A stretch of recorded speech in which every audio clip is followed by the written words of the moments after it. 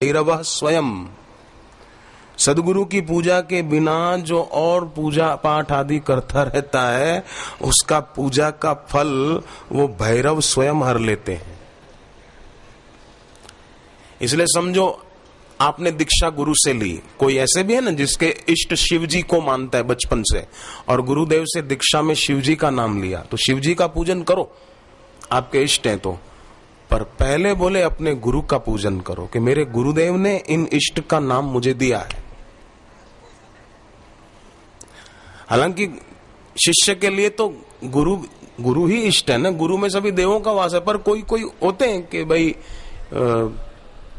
उनके इष्ट अलग हैं, तो वो अपने गुरु की पूजा करके फिर करें।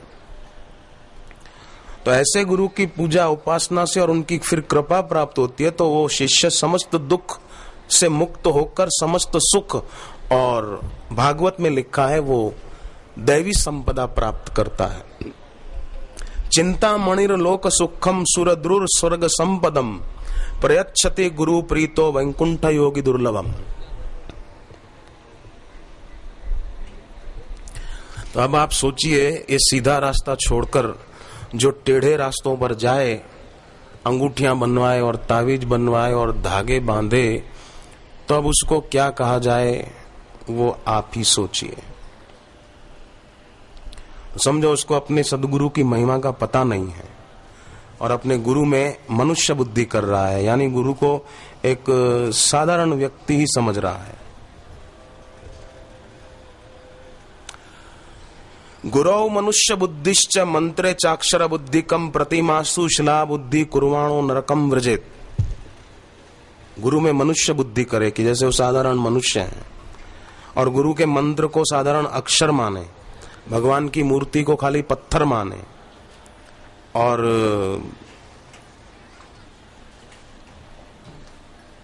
गुरु के ज्ञान को साधारण शब्दों की तरह ऐसा ही माने, तो कुर्वाणो नरकम व्रजेत, उसकी अधोगति होती है। इसलिए बुद्धिमान व्यक्ति वो है जो अपने सदगुरु को साधारण मानव नहीं, अपने गुरु में भगवत भाव करता है। गुरु मंत्र को साधारण अक्षर नहीं पर रक्षणहार ब्रह्म मानता है।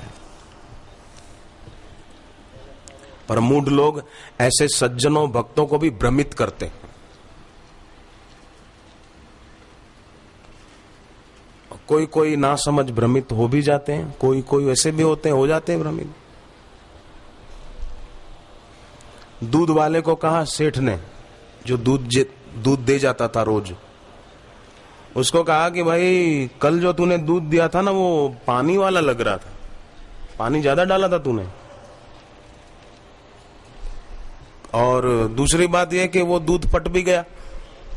एक तो पानी ज्यादा मिलाया तूने और दूध फट भी गया, ऐसा क्यों किया? तो दूध वाला बोला कि सेठ जी मेरा कसूर नहीं है, दूध फट गया इसमें मेरा क्या कसूर। वो बात ये थी सेठ जी कि कल है ना, एक तो भैंस पानी में ज्यादा देर बैठी रही, और फिर उसने पानी में से उठकर बाहर आई ना, तो नींबू पड़े थे एक जगह पर, तो 2-4 नींबू खा गई, इसलिए दूध फट गया।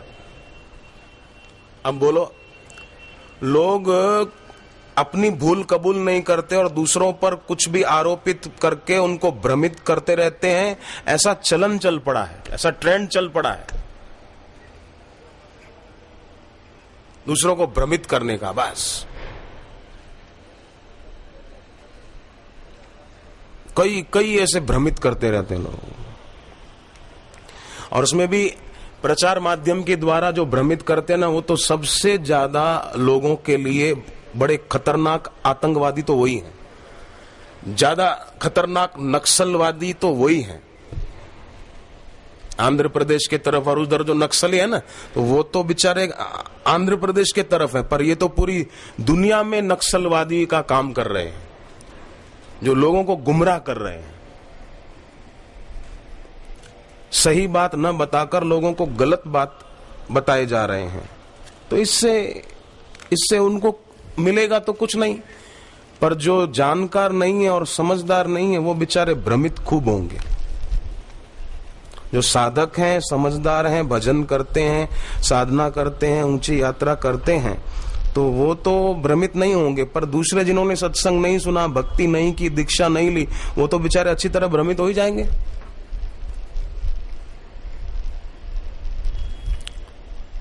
इसलिए साधक को चाहिए कि वो सत्संग की पुस्तकों के द्वारा, ऋषि प्रसाद के द्वारा, लोक कल्याण सेतु के द्वारा औरों तक अपने गुरुदेव का सतुपदेश, सत्संग पहुंचाने का सेवा कार्य करता रहे।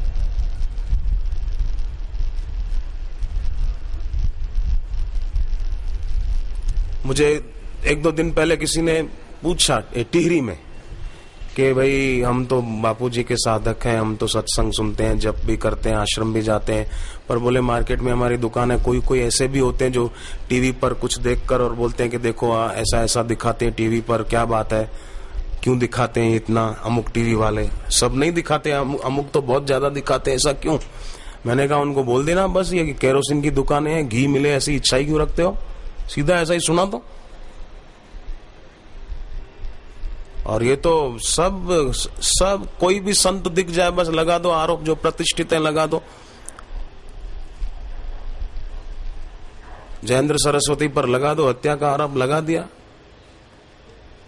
बेंगलुरु के सत्य साईं बाबा पर आरोप लगा दिया कि ये तो जादूगर है। एक साधारण जादूगर को बिठा दिया और वो राख निकालने लगा, बोले ये देखो ये राख तो जादूगर भी निकाल लेता है, इन्होंने निकाला तो क्या बड़ी बात होगी।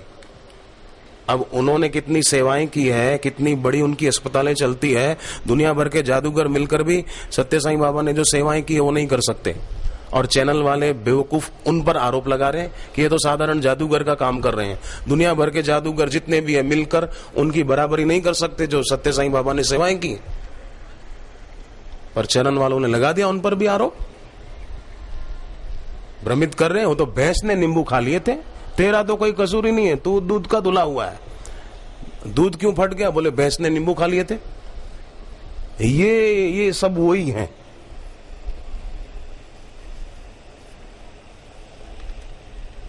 अपनी भूल जो कबूल नहीं करता ना, उनकी भूल उनको एक दिन धूल जरूर चटा देती है। शिक्षक ने विद्यार्थी को कहा, तेरे सारे दोस्त स्कूल में टाइम से आते हैं, तू स्कूल की प्रार्थना पूरी होने पर क्लास शुरू हो जाती है, फिर तू आता है, क्या बात है? बोले सर आपको पता नहीं, मेरा नाम शेर सिंह है। शेर अपनी चाल चलता है सर, बाकी ये सब तो है ना, ये भेड़ बकरियां हैं, भेड़ बकरियां झुंड बनाकर चलते हैं, शेर अपनी चाल चलता है। अब तू काहे का शेर? नियम का पालन नहीं करता, स्कूल में टाइम से नहीं आता, लेट आता है और बोलता है मैं शेर सिंह हूं। गलती उसकी है, स्कूल में लेट आता है, क्लास शुरू हो जाती है फिर आता है। सामूहिक स्कूल में बच्चे प्रार्थना करते हैं, आना चाहिए, उसको प्रार्थना में हाजिर रहना चाहिए। बच्चे प्रार्थना करते हैं, बचपन से अच्छे संस्कार पड़े कि प्रार्थना करनी चाहिए। अल्लाह मैं शेर सिंह हूं, ये सब तो भेड़ बकरियां हैं, आया बड़ा शेर सिंह। अपनी गलतियों को ढकना चाहते हैं, जैसे गंदगी के ढेर पर कोई चादर ढक दे और लगे कि हाँ बहुत बढ़िया जगह है, बहुत बढ़िया जगह है, चादर अच्छी बिछी हुई है, पर नीचे सड़ रहा है कचरा, उसका क्या? अभी चादर भी 1-2 दिन में सड़ जाएगी, गंदी हो जाएगी और गंदगी और ज्यादा बढ़ेगी।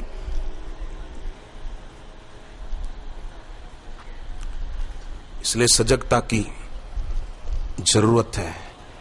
भगवान राम ऐसे गुरु के चरणों में बैठकर संकेत देते हैं कि मैं ईश्वर होते हुए भी सदगुरु की शरण में बैठता हूं। तो मनुष्य को अभिमान छोड़कर ऐसे सदगुरु के चरणों में बैठकर अपनी अविद्या को मिटाना चाहिए। काकभुशुंडी कितने विद्वान थे, पर वशिष्ठ जी का सत्संग हुआ तो वे वशिष्ठ जी को कहते हैं आपके दर्शन से मैं पूर्ण आनंद को प्राप्त हुआ। काकभुशुंडी के शब्द हैं, योग वशिष्ठ में लिखे हैं। सच्चे संत की संगति चंद्रमा की चांदनी सी शीतल और अमृत की तरह आनंद देने वाली है। और चंद्रमा की शीतलता तो गौण है, पर सच्चे सदगुरु का सत्संग ही अंतःकरण की तपन को मिटाता है। अंतःकरण में काम, क्रोध, लोभ, ईर्ष्या आदि ये तपन ही तो बढ़ाते ना। धूप में आदमी तपेगा तो थोड़ा परेशान होगा, पर अंतर में, अंतःकरण में जो काम, क्रोध आदि ये तपन बढ़ाते हैं और किसी वस्तु व्यक्ति के प्रति आकर्षित कर देते हैं, ये कितनी खतरनाक तपन है। धूप की तपन तो कुछ भी नहीं, वो तो थोड़ी याद शक्ति कमजोर कर देगी, पर ये तो पूरा जीवन ही बेकार कर देंगे। इसलिए काकभूषुंडी जी वशिष्ठ जी को कहते हैं कि चंद्रमा की शीतलता गौण है, इससे अंतःकरण की तपन नहीं मिटती, बाहर की तपन मिट जाती है, पर सच्चे संत का संग अंतःकरण की तपन को मिटा देता है। हे साधो, आज मेरी देह पवित्र हो गई। कैसे पवित्र हुई? कि आपकी दृष्टि मुझ पर पड़ गई। वशिष्ठ जी को कहते हैं काकभूषुंडी कि साधो मेरी देह आज पवित्र हो गई, क्योंकि आपकी नजर मुझ पर पड़ गई। एक बहन ने तो मुझे बताया, बोले मैं आईने में अपनी आंखें देखती हूं। मैंने पूछा क्यों? बोले मैं देखती हूं कि ये आंखें कितनी भाग्यशाली है कि इन आंखों ने बापू के दर्शन किए। ईश्वर में सदा मस्त रहने वाले, ब्रह्म में विचरण करने वाले सदगुरु के दर्शन इन आंखों ने किए, ये आंखें भी कितनी धन्य हैं। बोले मैं आईने में अपनी आंखें देखती हूं। मैंने कहा वाह, ऐसा तो मैंने भी कभी नहीं देखा, ऐसा भाव तो मुझे भी नहीं आया। इनका भाव देखो।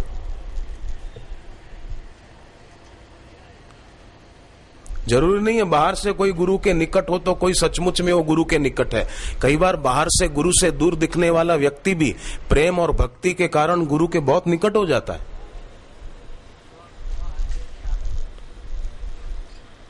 बाह्य दूरी वो सच्ची दूरी नहीं है, और बाह्य निकटता वो सच्ची निकटता नहीं है। भीतरी नैकट्य वो सच्चा है,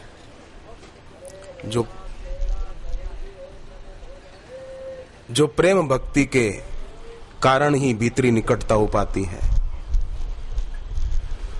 तो भूषुंडी जी कहते हैं, साधो आज मैं पुण्य रूप हुआ, मेरी देह पवित्र हुई, जो आप जैसे मुक्त आत्मा के दर्शन मैंने किए और आपकी नजर मेरे पर पड़ गई। आपकी ब्रह्म भाव भरी नजर, आपने मुझे जो ज्ञान दिया उससे मैं धन्य हुआ। हम तो दृष्टा को दृश्य से मिला हुआ देखते हैं, पर आपने बताया कि दृष्टा को दृश्य से मिला हुआ न देखना ही ईश्वर की सच्ची पूजा है। मंदिर में जाकर दिया जला दिया, बोले हम तो पूजा करके आए, आज तो भाई शिव जी की पूजा करके आए, आज तो भाई हम दुर्गा माँ की पूजा करके आए, वाह वाह, नवरात्रियां हैं, माँ के आगे ज्योत जलाकर आ गए, मजा आ गया, मजा आ गया। कोई पुरुष बोले मैं तो आज शिवलिंग पर दूध जल आदि चढ़ाकर आया, वाह भाई वाह, मजा आ गया। घर आकर पत्नी को और बच्चों को डांट रहा है और बोल रहा है मैं पूजा करके आया। घर आया तो किसी वस्तु को देखकर लालायित हो रहा है कि मुझे मिल जाए। दृष्टा को दृश्य से मिला हुआ न देखना ही उस अंतर्यामी ईश्वर की पूजा है सच्ची। फिर भले दिया न जलाया तो क्या। मैं ऐसे साधकों को जानता हूं जो कभी दिया नहीं जलाते हैं, न सुबह की संध्या को न शाम की संध्या को, जो कभी सूर्य को जल नहीं देते, परंतु दृष्टा को दृश्य से मिला हुआ नहीं देखते। तो ये उनकी सच्ची पूजा हो रही है 24 घंटे। वीतरागता उनकी रग रग में भरी हुई है।